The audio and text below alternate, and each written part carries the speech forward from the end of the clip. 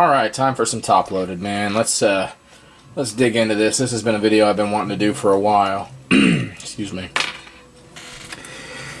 And it's nothing, nothing too special, and I'm not trying to push viewpoints or none of that kind of stuff. Just kind of talking about my own experiences back in the 80s and kind of my roots of collecting. And what you see in front of you right now, that's just a little representation of where my interests were in about 1987, 1988. Full-on G.I. Joe and baseball cards, and primarily Gregg Jefferies. Now, I was a Royals fan first and foremost, but for whatever reason, man, I jumped on the Gregg Jefferies train. Jumped on it. And you know why? Because in 1988, my mom, I was raised by a single mother. She worked for Kmart, and she got paid every Friday. And my brother and I, we went to a daycare after school, so we didn't even get to go home and watch cartoons or nothing like that. So like the highlight of our week was Friday, when Mom would pick us up from the daycare, and she would have a surprise for us. And a few times, I'd say maybe many times, it was the blister packs. There were four blister packs on a card of 1988 Donruss. And I don't know, it's probably $1, $2. They weren't very expensive, but it was a lot of cards. And man, when I got one of those, I was so thrilled. My weekend was set, I was going to go home. Friday night was awesome because we were probably going to get a Happy Meal, watch TGIF, bust open some baseball cards. It just didn't get any better than that. It was awesome. Well, one particular Friday, I pulled that card. And at the time, that card was booking for, my goodness, I don't remember, maybe $5. I think it got up to $8, $10, something like that. But it was the highest priced card in the set, and definitely the highest priced card for the year.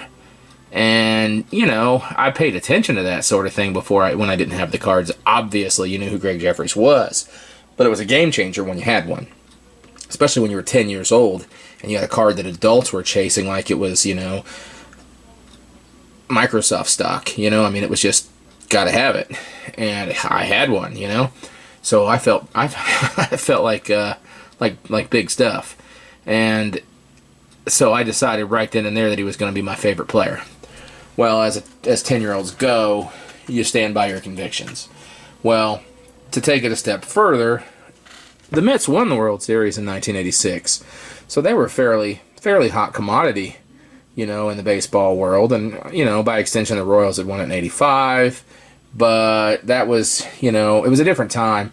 You didn't see as many Royals games on TV when you lived not far from the stadium because they didn't want you to watch it on TV back then. They wanted you to get in your car, drive to the stadium, pay for a $6 hot dog and watch the game, And we couldn't do that. I mean, we were probably about an hour and 15 minutes away from the stadium. But single mom, 2 kids, Kmart paycheck, we went once or twice a year, and that was about it. So we didn't see a lot of games on TV either because they just didn't play them. So you watched what was on. And at that point in time, I seen quite a few Mets games. So I was able to pay attention to Gregg Jefferies. So while I got into Jefferies as my favorite player due to the whole bandwagon effect, I just kind of jumped on board. I pulled that card. It was just kind of a weird, perfect storm. I also started watching him and started to like his hustle. But the most important part was his youth. It was his age. I was 10. He was, 19?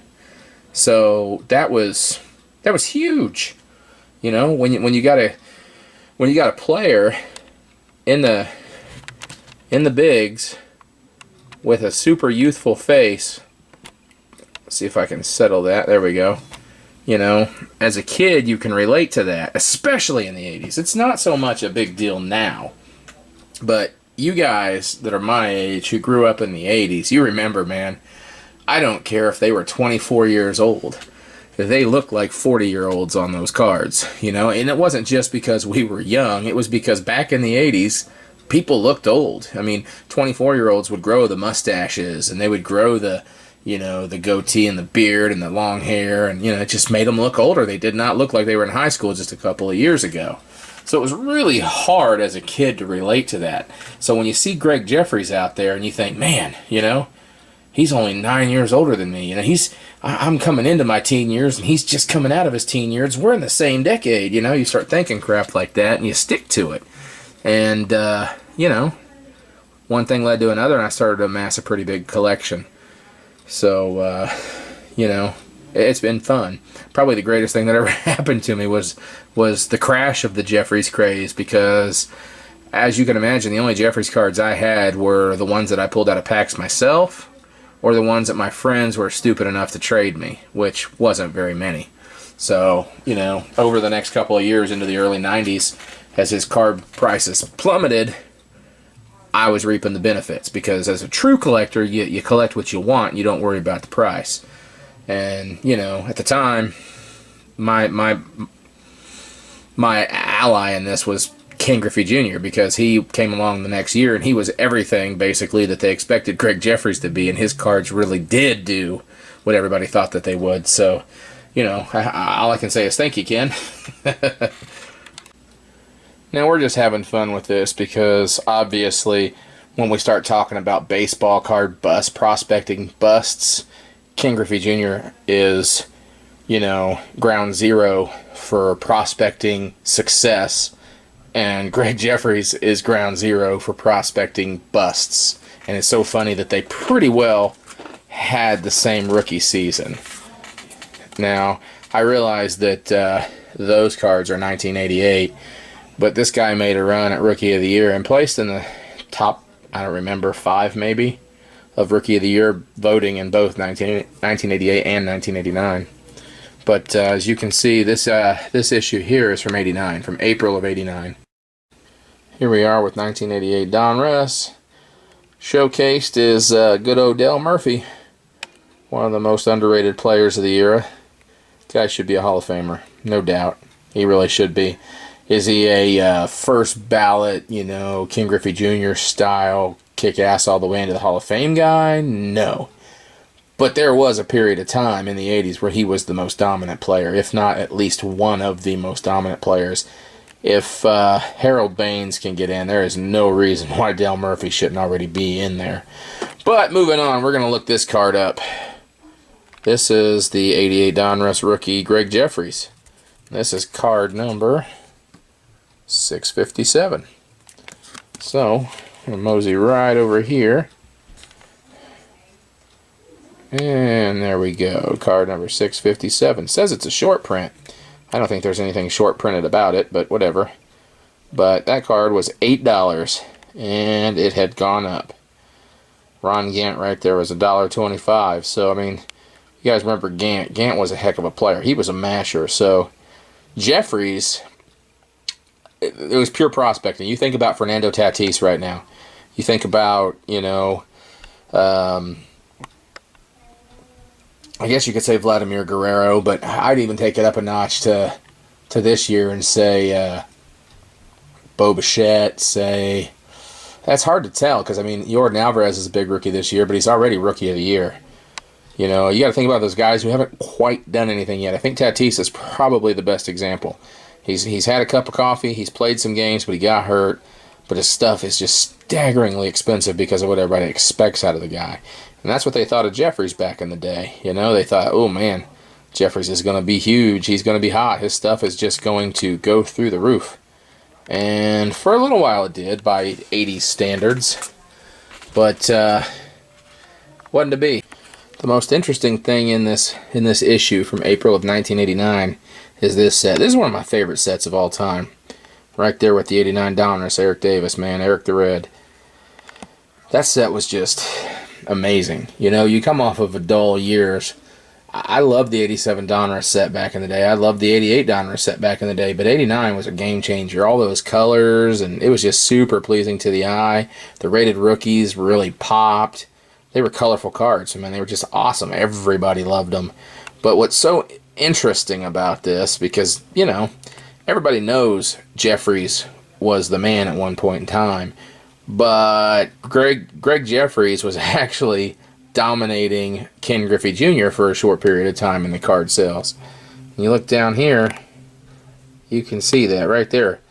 Jefferies' rated rookie card was $2.25. Even Gary Sheffield was at $2. Ken Griffey Jr. was holding at $1.50. So, man, if we'd have had any idea, I mean, everybody was just clamoring and buying those Jefferies. And while that was a rated rookie card, technically it wasn't even a rookie. Although, for whatever reason, it was considered a rookie. Or at least it was treated like a rookie back in the day, you know. You had the 88 Don Russ, which was just a short print. You had the 88 Fleer. You had the 88 Score. I mean, he had pretty much a whole line. In 89, the only cards that were, you know, first issues for the brand was Topps and Upper Deck.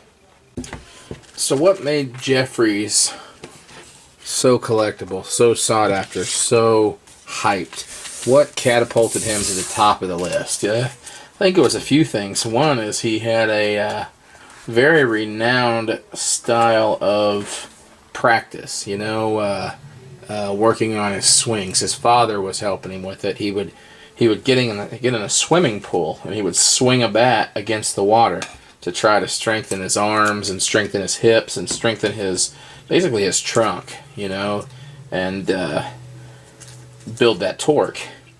And another reason was he had so much success at the minor league level. So much success. Probably the most important thing to note was that he was the Baseball America's minor league player of the year, not once but twice. The first player in the history of Baseball America to do that. And so 1987 and 1988. The next player to do that was, I believe, Andrew Jones in the 90s. So it had never been done before. So you got this guy in the minor leagues that's just tearing it up, and he's not just tearing it up in the general sense of tearing it up, you know, hitting home runs and getting base hit. I mean, he was the best. He was the best of the best. I mean, you think that, you're like, there's no way this guy's only going to have success. And, you know, he did. He had some success, but the thing was, I think everybody was expecting the best of the best in the minor leagues to translate into the best of the best at the major league level, and that doesn't always happen. And in Jeffries' case, it didn't. You know, there's a multitude of reasons why it maybe didn't.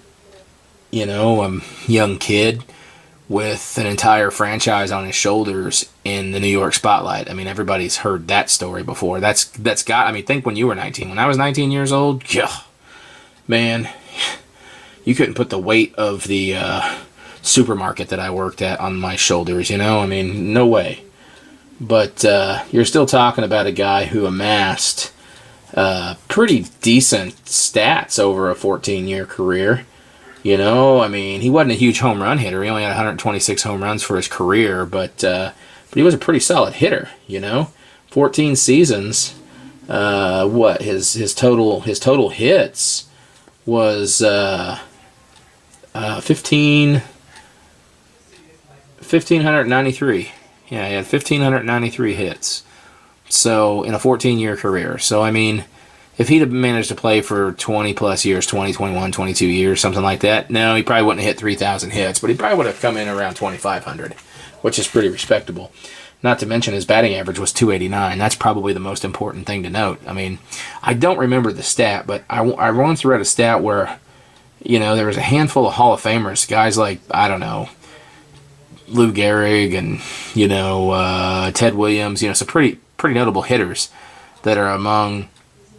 Gregg Jefferies is among them as far as like the fewest strikeouts with players that have had more than so many hits, more than 15 hits, less than 500 strikeouts or something of that nature. I wish I could find that stat. I just can't. Because for his career, 348 strikeouts. That's it. So he was a solid player. Solid player. Now I'll quit boring you with my my Jefferies love, and I'll get to some cards. I'll show you some of my favorites. You know, I don't have a whole lot, but I have my childhood collection still, and I still pick them up from time to time, just certain ones. But let's flip over and I'll show you. All right, so of course we got the rookies. You've done seen them. This one here is the 88 Fleer.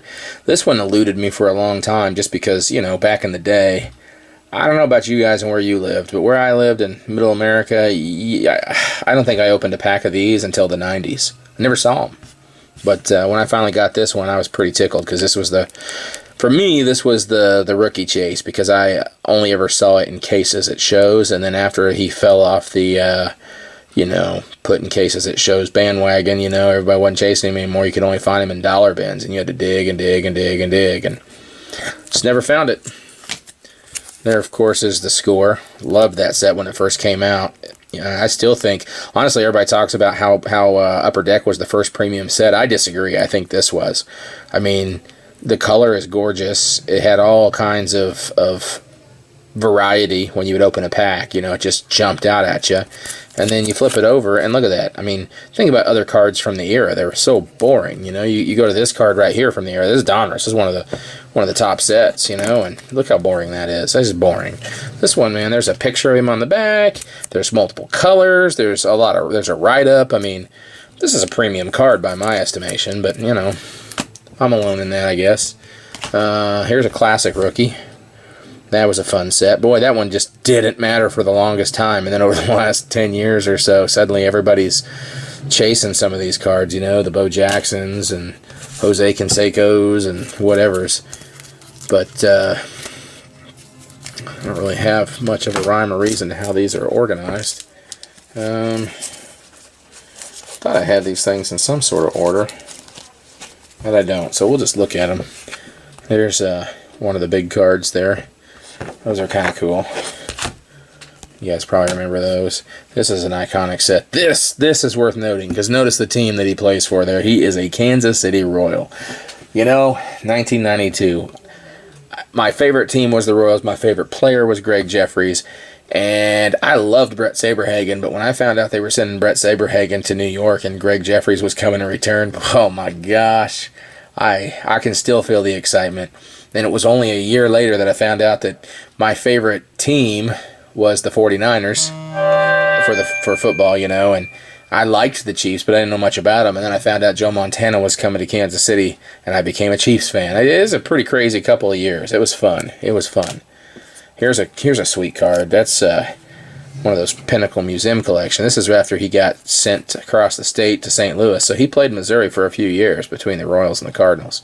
But isn't that awesome? Look at that, man. That's just filthy. That's awesome. I love those cards. Love those cards. Here is a post-career card. I think this one might be serial numbered even. Yeah, it is. Out of 499. Yeah, out of 499. I think this is from 2005. So, those are cool. I won't bore you too long. That's awesome. Pacific. Man, some of the cards from the 90s, I just didn't appreciate them back then the way that I do now. I'd look at stuff like this back in the 90s, I thought, how stupid. But now I look at it and I go, oh man, that is just awesome. That is so cool. Here's a MVP card. Yeah, he never was an MVP, but he went to some All-Star games. And I personally think he was at his best with the Cardinals. But he had a pretty damn good run with the Phillies, too, afterwards. So, These were a nice insert back in the early 90s. In the 80s, it seemed like you got Diamond Kings, a dime a dozen, and they were absolutely worthless. I mean, maybe $1.25 for a Jose Canseco in 1988, possibly. But these, they upped their game, and these became tough to get inserts. They weren't serial numbered, but they were tough to get. I mean, if you wanted one of these, man, you either had to get lucky and yank one out of a pack, or I'd be willing to pay the price. Team leaders. That's pretty cool. The 90s cards are just awesome. They just have a look to them. Here's a pretty good one. It's a first day issue Stadium Club. 94 maybe. I don't know. I can't read that print, but I think it was right around 94. I'm getting to the point where I can't remember that stuff anymore. Here's another one. First day issue Stadium Club. So this is probably either 93 or 95. Assume it's probably 95. It could be 93 though. I'm not even going to look. You guys can just blow me up in the comments. Topps Finest. Excuse me. Those are cool. I wish I had the refractor. I don't even think I knew the refractors existed back then. I had no clue. I'm not even sure how I came about that one. Most of these are literally from my childhood. I've had them that long. There's Gregg Jefferies rated rookie I was talking about earlier that was outselling the Griffey at one time. And unless you were kicking it back in those days, man, this image probably means absolutely nothing to you. But if you were, then you know that image. Another one of those guys. Here is a Topps Gold, 93, I think. 93 Topps Gold Jefferies. Those were cool. Here we go. There is the first Topps card. That one, I bet I pulled that. I pulled that left and right out of packs back in the day. I want to say that card was floating around the 250 to 350 margin for quite a while. It was treated like a rookie card simply because it was, you know, his first Topps card. But back in those days, Topps wasn't necessarily the flagship rookie. A lot of people were chasing after the more fleeting cards, you know, the harder to get, like the Donruss, or more importantly, the Fleer. There's the 89 Bowman. Those were a little bit tall, but I do remember opening some packs of these, and I remember hating them because they were too tall. You put them in penny, what do you call it, 9-pocket sleeves, you know, binder sleeves, and the tops would stick out, and you just tear them up. And, you know, when you're 10 years old, you can't read cursive very well, so you're always flipping the card over to read the back. Like, who is this? Oh, yeah, okay. Eventually, you just had to learn the image. Once you knew the image, you knew the card. I told you my mom worked for Kmart, so I've got a bunch of these. We get the Kmart Dream Teams box sets. Those were cool back then. Kind of a glossy look. They had kind of a Topps Tiffany look to them, but never really had any significant value. Got these at a card show. The Tidewater Tides. Back in the day, back in late 80s, early 90s, man, minor league cards were all the rage. They even made their way into price guides at one point. I think maybe it was Tough Stuff. I don't really remember, but I remember minor league cards suddenly kind of had a following. But you know, as a kid, you're like, where the heck do I get those? You know, you see them in books. There's another one. So when I finally got these, I remembered seeing these in baseball card magazines as a kid. You know, and well, at 10 years old, I got these probably when I was 15 or 16. I come across and was like, yep, those are mine. There's the 90 Topps Rookie Cup. It's kind of funny. He's got 88s, 1988 rookies, and this is a 1990 All-Star Rookie Cup. Kind of like the Mark McGwire that way. Here's the 89 Topps Rookies card. I don't remember how these were distributed. I think they were in rack packs. I think you'd have like a 3-pack rack pack, and I think the bottom pack had one of these maybe on the top. Here's another one with a different image. Might be wrong. There might be a box set of these too. I'm not real sure. I don't remember, but this came out of a box set. 1989, the rookies. Again with the, but if I remember right, the entire box set was green like that. They didn't quite have the color that you had with the regular 89 Donruss. There you go. There is what probably would be his biggest rookie card if he still had any sort of true value. You look up Gregg Jefferies in a PSA 10 and his cards are $30 and $40 all day long for some reason. I assume nostalgically so, because you could probably pick the raw cards up for $1. Kind of stinks, but that's the way it is. And here is the J.J. Neeson. I'm not real sure about the history of this card. I picked it up from a baseball card show at one point in time. Obviously some sort of a promo card, but I don't know. I'm not sure of the history of it, but it's a pretty cool card nonetheless. And then, of course, here's some that I've picked up in recent years. This is kind of, most of these are, more recent cards for that matter. They're post-career cards, but man, if I could have got a Jeffries autograph card back in the day, I'd have been super tickled. But I got them now. Not numbered there, is it? Oh, there we go. It's out of 49, so it's actually fairly rare. And then this one's also numbered. This one's really rare. I think there's only, yep, there you go. There's only 10,000 of these in the world, and I've got number 1049. Doesn't matter, though. Pretty cool card. Really neat. Got the Leaf Limited. I don't know. It's catching it on the camera there, but in person it's a whole lot more vibrant. And then we got, there we go. That's super cool. You got the Rookie Cup with the autograph on card. Super cool. That last autograph was a sticker, so this one is really rad. This one's right there with, you know, the best of them probably. Super cool. Not numbered, but I think I paid like $5 for this on eBay about 5 years ago, and I've seen it on eBay for as much as $50, so I was pretty happy about that. I thought, all right, he's getting some love. Here's another one. This one is, this one I don't think is numbered either, is it? No. But this is one of those, I think it's one of those, you know, what do they call them? Golly, I think you get one card in the box. I don't know, I could be wrong, but that's what it looks like. I would have been happy to pull that. Maybe not for $60, because I only paid like $15 for this thing, but super cool nonetheless. 2005, I think? Yeah. Maybe 6, I'm not sure. And then there we go. This one I really loved. This is the Silver Collection MVP, man. I mean, it's really got some sparkle. It's pretty cool. Pretty cool card. One of only 10,000. Remember when we thought that was rare? Man, I seen that back in the day, and I was like, oh my gosh, you know? Even if the player ain't good, that's going to be worth a lot of money because it's just so rare. But that's back when we were used to having cards that they made 3 million of, so comparatively so, it's quite rare. Alright, and finally I'm going to just kind of take and give you a quick peek at my binder. I won't make it take too long because I'm sure you're already tired of this video right now. You're like, Guy, Gregg Jefferies has not been relevant since 1989. Go away. But here it is anyways.